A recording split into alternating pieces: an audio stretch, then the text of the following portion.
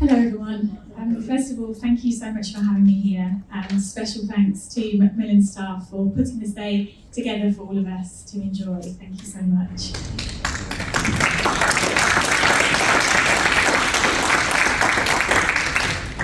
I'm going to start by saying this is very uncharted territory for me. I've never done anything like this before, so please bear with me. And with that said, I'm going to start with a short video to calm my nerves. Hi, I'm Tor, I'm 36 years old and I'm a mum, a wife and a business owner. At the age of only 28, I was diagnosed with very aggressive breast cancer. I did beat it in 2016 and was so lucky to be blessed with my miracle baby girl, Isla. Fast forward to 2021 and the cancer returned. It's now here to stay. I have incurable secondary breast cancer where the cancer has spread to my bones. I've been in the worst possible place where I thought I would never come back from, but I've found fitness. I'm living with a terminal illness, but I'm not defined by my cancer, and I'm here to show people what's possible. So before we go into the now, we've all got a backstory, and here is mine. I'll try to keep it short. I was first diagnosed with breast cancer at the age of only 28, when I thought I was invincible, like most people in their 20s. I felt a lump in my left breast, which I initially thought was muscle. How wrong could I be? The lump felt hard and it would feel tender, particularly during my period.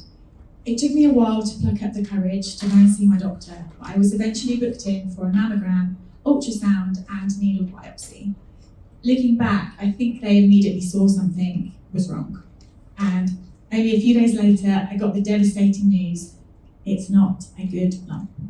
Those 5 words that haunt me still to this very day, when a consultant told me that I had breast cancer. The way this was delivered has had an everlasting effect on me, as I'm sure can resonate with many of you here today. My whole world fell apart. What followed was a mastectomy, intense and aggressive chemotherapy, radiotherapy and hormone treatment. My lump was in fact a 90mm tumour, grade 3, stage 3, meaning very busy, and the cancer had also spread to my lymph nodes, meaning another operation. At that point, I had to accept that what the universe had dealt me, okay, I'm ready to play. Everything happened so quickly, it took only a week for my whole world to change. There was no time to think properly, and you go into fight or flight mode. The hospital very quickly became my second home. So let's talk hair loss. For me, that was the worst part, losing my hair. Everyone deals with a cancer diagnosis differently. And people always say, it's only hair. But for me, it was more than just my hair. It was my safety net, my identity. And for me, it was the thing I struggled with the most, even more so than any procedure or operation. At this point, I was mourning the loss of my hair as well as my breast. I did have the cold cap because to me, any glimmer of hope of holding on to my hair was worth it. It was horrible. As some of you will know, intense instant brain freeze for about 4 hours. Some might say that it made the pain of losing hair more drawn out and more painful, but at that time I persevered with it as it was the right decision for me at that time. Treatment was brutal, but I did tolerate it quite well and with minimal unplanned visits to the hospital. When we are faced with a cancer diagnosis, we take on that diagnosis and we become it. We take on all the side effects that come with it, but this is my story and I decide how it goes, and that's really important. Which brings me on to the next thing I want to touch on, and that was about freezing my eggs. Being so young, I was sent to Care Fertility for egg freezing. However, it wasn't until we were there and actually about to sign on the dotted line that we realised that estrogen injections are part of this. My cancer was estrogen receptive, Therefore, by doing this, I would be effectively feeding my cancer. We felt that we shouldn't be given that choice and that my oncologist should have made us aware of that. This was the start of knowing I needed to know as much as possible. More tears followed. Even though I'd only been with Joe for 2 years, we always knew that we wanted to start a family. So more heartache that cancer brings. Through all of this, I had the strength to get through it, and aggressive treatment finished in 2016. A year later, in 2017, I got engaged to the love of my life, Joe, who stuck by me through everything, and without him, I definitely wouldn't be here today, and certainly not strong. One thing you should know is that I told Joe he couldn't propose until I had my hair back. And yes, he did propose with chocolate M&Ms. Only another year later, in the summer of 2018, I had my fairy tale wedding, which was the best day of my life. I had decided to come off of hormone treatment, tamoxifen, so that I would be cancer-free and treatment-free for my wedding. Oncologists had said that it was safe to come off of it. The plan was to have a break and then go back on. They also said that the chances of having a baby were almost zero, as the chemotherapy and treatment would most definitely make me infertile. As I mentioned, to have that taken away from me so young, at only 28 years old, was the hardest thing and something that we struggled with on a daily basis. Through this life journey, I tried to remain positive, and what follows next is quite amazing.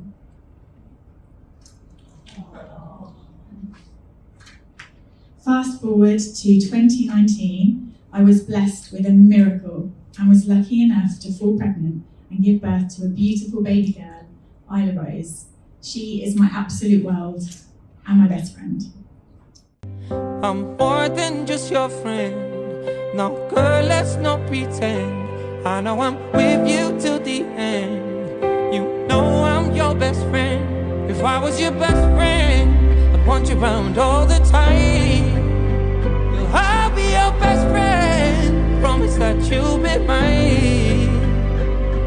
I'm more than just your friend. Now, girl, let's not pretend. I know I'm with you till the end. You know I'm your best friend. If I was your best friend, I want you around all the time. Girl, I'll be your best friend if you promise that you'll be mine. I think at this point it is really important to highlight this because the oncologist wanted to remove my ovaries, and I did have a battle on my hands.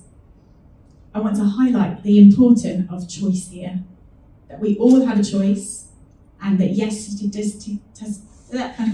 statistics are important and define what treatment we have, but also we are human, and I was still very young. So that's the first part of my story. The second part is unfortunately more devastating.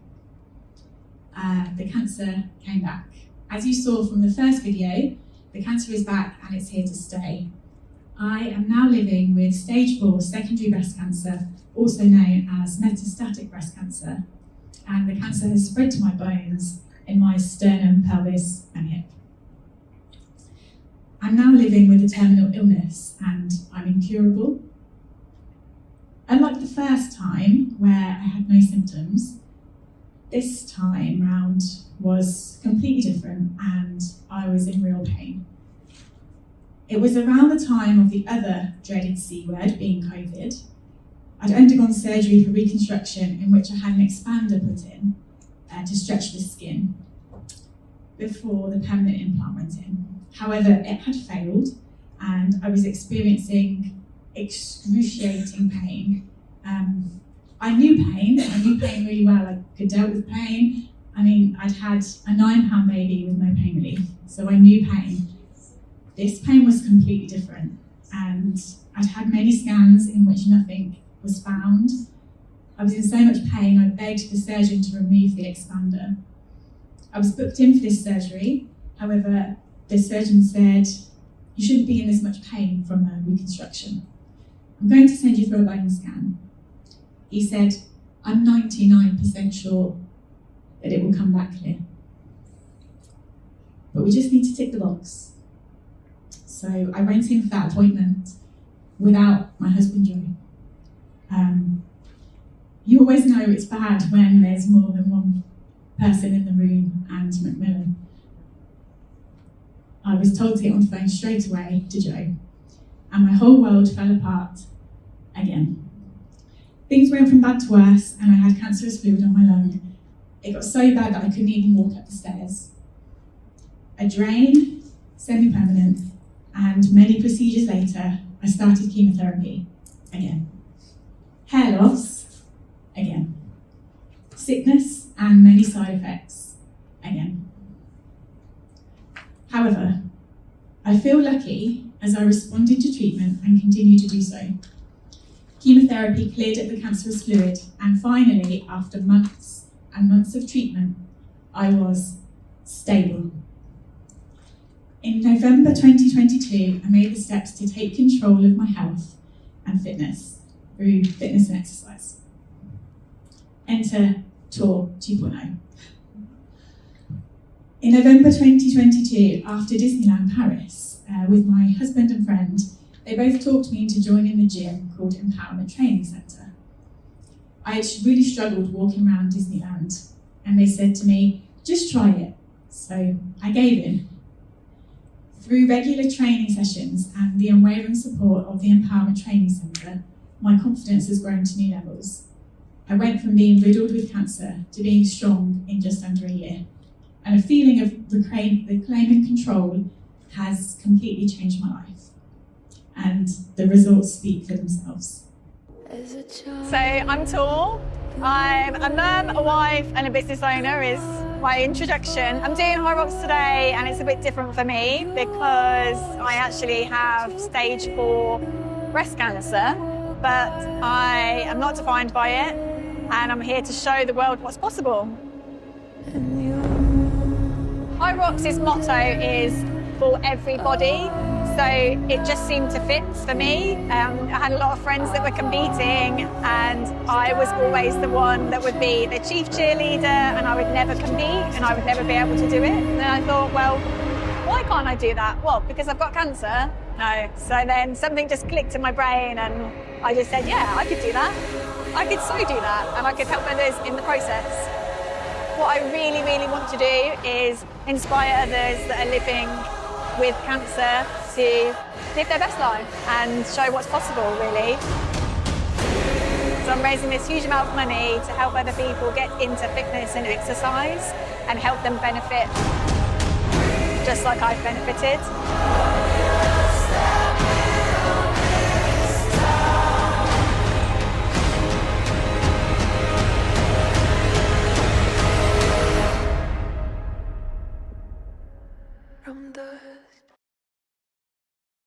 Live every day like it's your last because we're not promised tomorrow.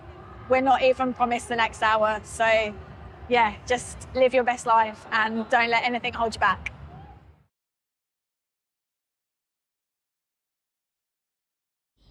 So yes, that was my Hyrox challenge. For those of you that are wondering what on earth is that, Hyrox is a fitness competition. It consists of 8 kilometres of running interspersed with strength and endurance-based activities. So you would run for a kilometre, row for 1,000 metres, run for another kilometre, then do another activity, and so on for 8 kilometres. I think I'm right in saying that I was the first person to compete with a terminal illness.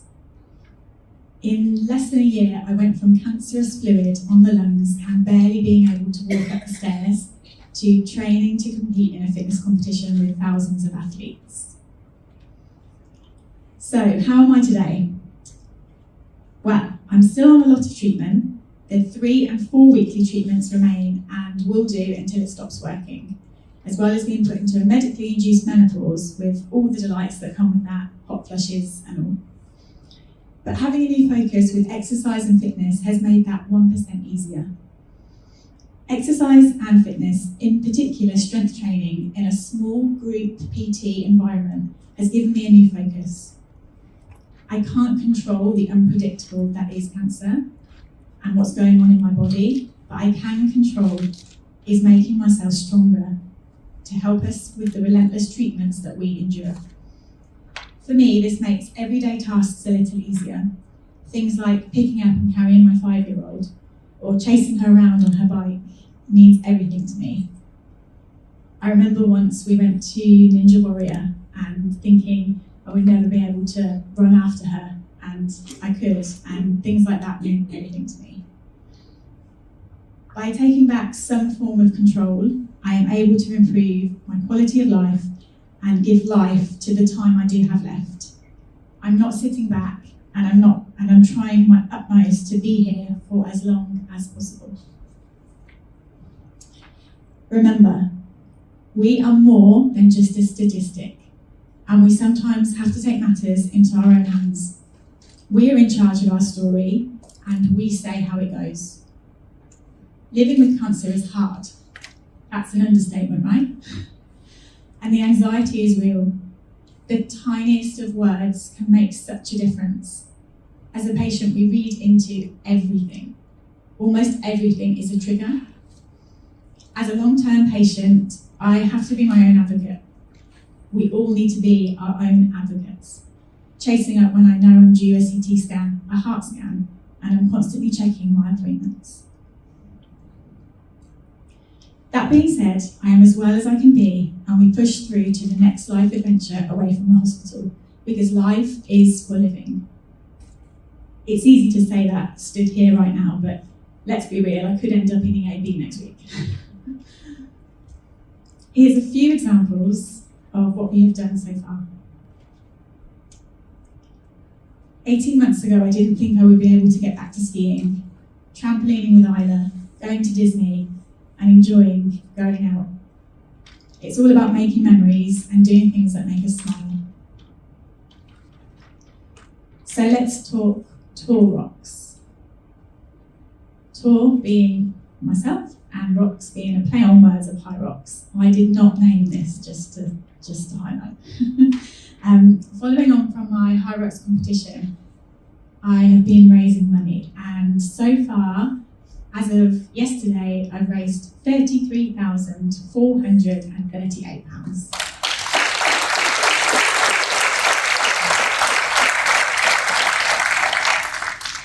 Thank you, and I'm in the process of registering as a charity. The Tour Rocks Foundation, to help us cancer patients find exercise and witness firsthand the effects on physical and mental health. This new strength has helped me start to build a legacy for my daughter Isla and all cancer warriors just like you. The aim of the Tour Rocks Foundation is to make a positive impact on the lives of individuals with a current cancer diagnosis through promoting and providing exercise and fitness opportunities, mental well-being, and a supportive community. The charity will offer grants to individuals to get access to independent facilities that offer small group PT where there's professionals to help, one-to-one training and support. So it's not just an average gym membership, it's so much more than that. I don't need to sit here and reiterate benefits of exercise, as we all know the benefits of exercise, but the last one does amaze me. Just 30 minutes of walking 5 days a week can significantly preserve bone health. On paper, I look like a lost cause. On paper, you would never think that I would be competing in a fitness competition if you saw my prognosis. 2024 was the year I'm supposed to die, if the statistics are right. But I'm still here, and I'm stronger than ever. And now I want to help as many people as possible to feel the same. I'm so passionate that exercise, fitness, and weight training can help. By no means am I suggesting everyone should get lifting weights and do fitness. Exercise and fitness is very individual and looks different to everyone. Maybe increasing your steps or trying to do a yoga class. I'm not saying that everyone should go and do a fitness competition. That's not the message. I'm saying let's get fitter stronger and healthier, and most of all, let's be the best versions of ourselves. I want to live my best life, regardless of my diagnosis, and you can too, because we are more than just our diagnosis, and we are certainly not a statistic. Together, we are stronger. Sometimes you can't see the stars until you're in the dark. Cancer doesn't define us. We are so much bigger than this, and so much stronger.